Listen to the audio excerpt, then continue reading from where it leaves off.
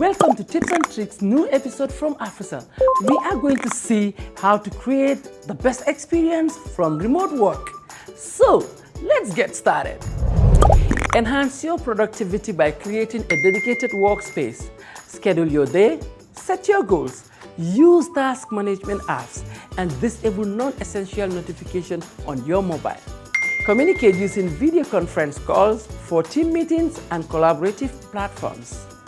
Check and answer your emails regularly. Use high-speed internet, Wi-Fi extenders, VPNs to optimize your work remotely. Don't forget to back up your data and keep your software up to date. Maintain work-life balance. Incorporate physical activity, take breaks, and invest in good chair and desk setup. Use these tips and tricks to embrace the challenge of remote work and improve the overall experience. See you in the next episode.